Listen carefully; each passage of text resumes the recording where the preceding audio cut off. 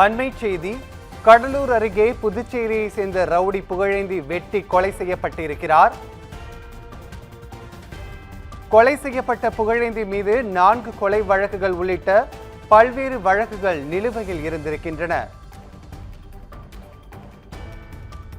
கொலைக்கான காரணம் குறித்து காவல்துறையினர் விசாரணை மேற்கொண்டு வருகின்றனர்.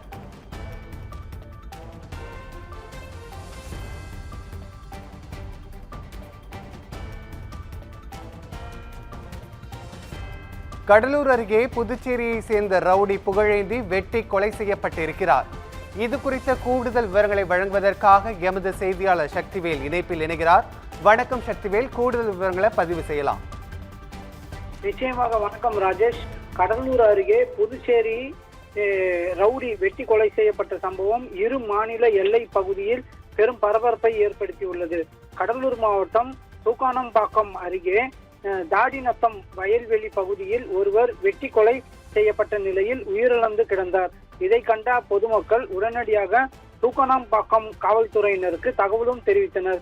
தகவலின் பெயரில் விரைந்து சென்ற காவல்துறையினர் சம்பவ இடத்தில் உடலை ஆய்வு செய்து விசாரணை மேற்கொண்டனர். அதில் உயிரிழந்தவர் புதுச்சேரி மாநிலம் கிருகாம்பாக்கம் பகுதியைச் சேர்ந்த ரவுடி புகழேந்தி என அடையாளம் காணப்பட்டது. புகழேந்தியின் உடலில் 50க்கும் மேற்பட்ட வெட்டுக்காயங்கள் இருந்தவுடன் இரத்த வெள்ளத்திலும் சிதைந்து நிலையில் அவர் சடலமாக கிடந்தார். காவல்துறையினர் அவரது உடலை மீட்டு விழுப்புரம் முண்டியம்பாக்கம் அரசு மருத்துவமனைக்கு உடற்கூறு ஆய்வுக்காகவும் அனுப்பி வைத்தனர். சம்பவ இடத்திற்கு கடலூர் மாவட்ட எஸ்பி ஜெயக்குமார் தலைமையிலான போலீசார் சென்று விசாரணையும் நடத்தி வருகின்றனர். முதற்கட்ட விசாரணையில் புகழேந்தி மீது புதுச்சேரியில் 4 கொலை வழக்குகள் உள்ளிட்ட பல்வேறு குற்ற வழக்குகள் நிலுவையில் இருப்பதும் தெரிய வந்துள்ளது.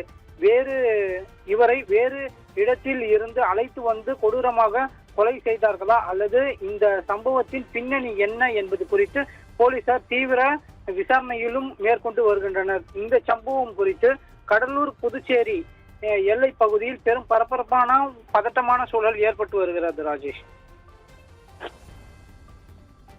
விவரங்களுக்கு நன்றி சக்திவேல்.